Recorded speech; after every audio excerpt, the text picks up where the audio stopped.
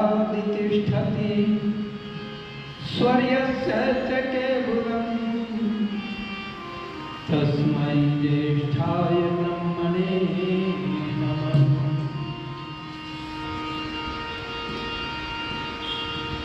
दो घड़ी परमात्मा को सर झुका कर देख ले, दीन बंधु की शरण एक बार आकर देख ले। आशिकाना बदले तो लिखता रहा गाता रहा, सच्चे दिलबर की गजल कुछ गुनगुना कर देख ले। सच्चे रहबर की गजल कुछ गुनगुना कर देख ले।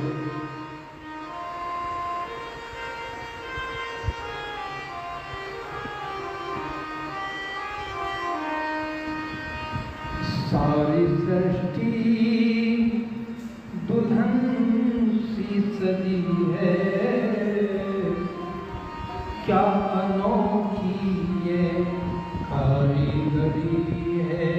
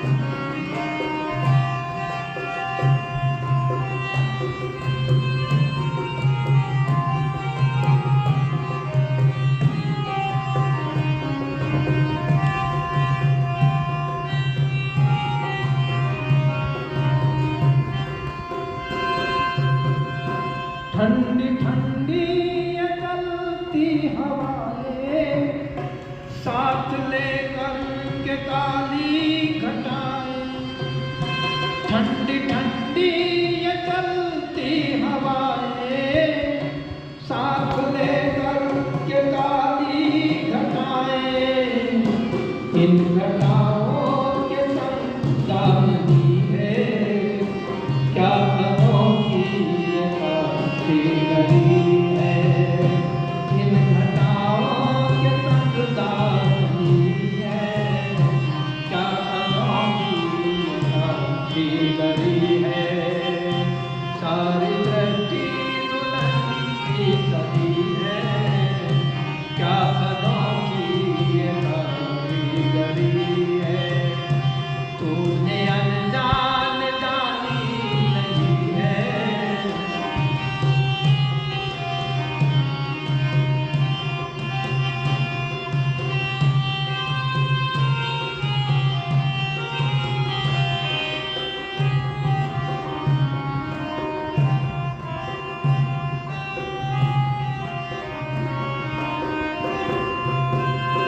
दौड़ी नदियाँ चली जा रही है, किससे मिलने को बुला रही है। दौड़ी नदियाँ चली जा रही है, किससे मिलने को बुला रही है। तूने बेमौल समझी नहीं है, क्या अनोखी ये कारीगरी है। तूने बेमौल जानी नहीं है, क्या अनोखी ये कारीगरी है। सारी धरती दुल्हन की गली है, क्या अनोखी ये कारीगरी है। क्या अनोखी ये कारीगरी है, क्या अनोखी ये कारीगरी है।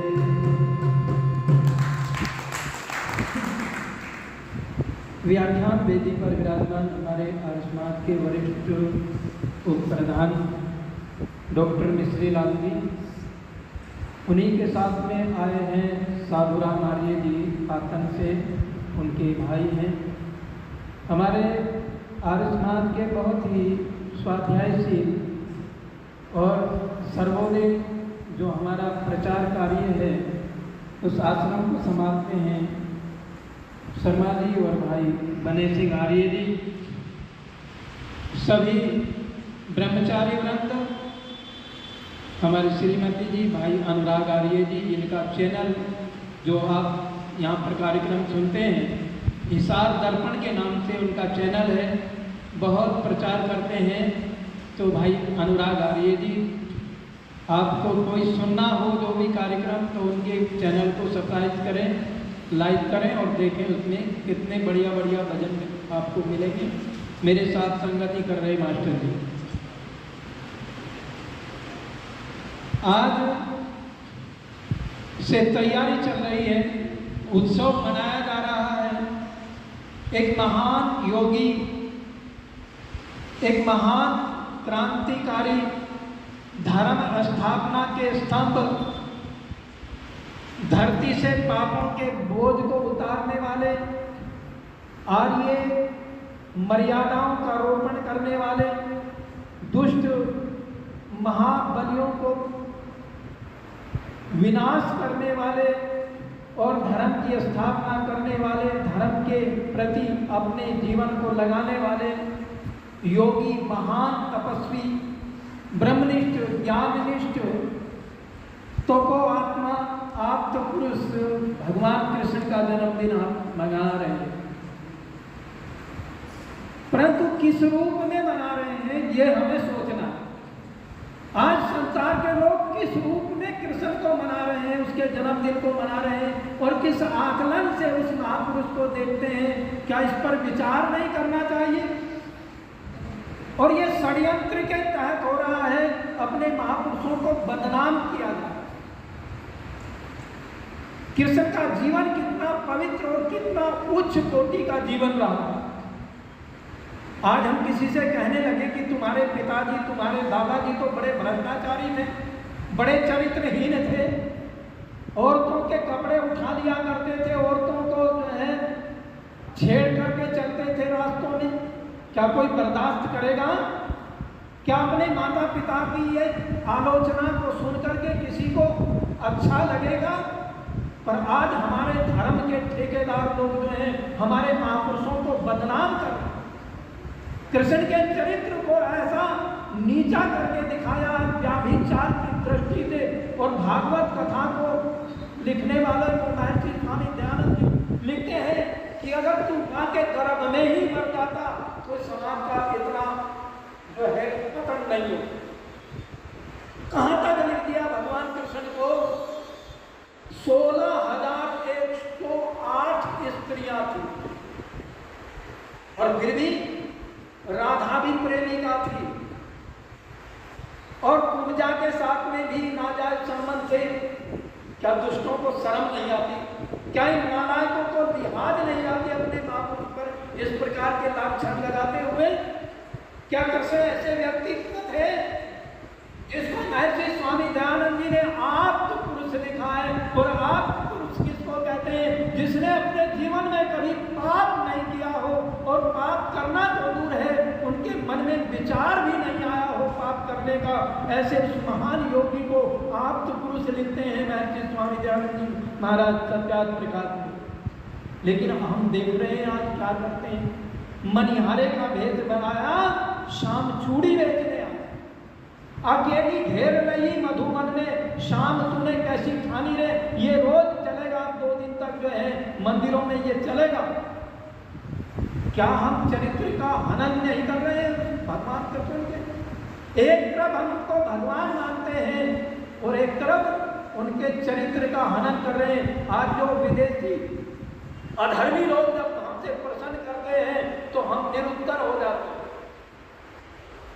और क्या लिखा कि वस्त्रों को उठा करके गोपियों के और वो पेड़ पर चढ़ जाते थे और बड़े मस्ती के साथ में कथा करते हैं, नाचती हैं औरतें और मन को गाती हैं, अश्लील भजनों को गाया जाता है। और वो कथावाचक कह रहा है एक एक आ जाओ निकल करके पानी से और अपने अपने वस्त्र ले जाओ। क्या निर्लज्जों को शर्म नहीं आती? क्या ऐसे थे हमारे भगवान कृष्ण? क्या इतना चरित्र गिरा हुआ था हमारे भगवान कृष्ण का? कृष्ण का चरित्र बड़ा ऊंचा था। रुक्मणी से जब शादी की तो रुक्मणी से कहा, रुक्मणी मेरी अर्धांगिनी, मैंने 48 वर्ष तक ब्रह्मचर्य रहने का पालन करने का व्रत रखा है और अभी मेरी आयु 24 वर्ष की है। रुक्मणी ने कहा, भगवान मैं आपके इस व्रत का पालन कराऊंगी और आपके साथ रह करके उस व्रत को हम दोनों निभाएंगे। दैनिक हवन करते थे भगवान कृष्ण। यदि वो दूसरे अध्याय में गीता में पढ़ करके देखें, मैं विस्तार में नहीं जाऊंगा। इतना महान ग्रंथ लिखने वाले, इतना महान विस्तार पूर्वक ग्रंथ हमको देने वाले क्या व्यभिचारी हो सकते हैं? क्या अनाचारी हो सकते हैं? क्या भोगी हो सकते हैं? कदापि नहीं। इतना सुंदर हमें ग्रंथ दिया है भगवान कृष्ण ने। विचार करें बैठ करके। रुक्मणी ने कहा मैं आपका साथ दूंगी, इसलिए जो आपने प्रतिज्ञा की है, जो व्रत धारण किया है, उस व्रतों का पालन करना चाहिए, अनुवर्ती होना चाहिए व्यक्ति को। क्योंकि वेद कह रहा है अनुवर्तु पितृ पुत्रो, पिता जैसा हो वर्ती होना चाहिए। इसलिए आपको वर्ती रहना चाहिए और उस व्रत में आपका जो है सहयोग करें। 36 वर्ष की आयु हो जाती है। 36 वर्ष का प्रतिज्ञा की थी कि मैं 36 वर्ष तक ब्रह्मचारी रहूंगा। अब जब 36 वर्ष पूरे हो गए, शादी को 12 वर्ष हो गए हैं, संयम से रहते हैं, दोनों समय यज्ञ होता है, दोनों समय संध्या करते हैं, स्वाध्याय करते हैं, वेदों का स्वाध्याय करते हैं दोनों पति पत्नी। और जब 36 वर्ष पूरे हुए तो निवेदन किया रुक्मणी ने, भगवान कृष्ण से आग्रह किया कि मैं आज आपसे कुछ मांगना चाहती हूँ। आप मेरे स्वामी हैं, इनकार मत करना, मैं आपसे कुछ चाहती हूँ। भगवान कृष्ण ने कहा, कहो देवी आप क्या चाहती हैं? रुक्मणी ने कहा, मैं एक पुत्र रतन चाहती हूँ आपसे। और वो भी ऐसा वैसा नहीं चाहती, स्वयं आप जैसा पुत्र चाहती।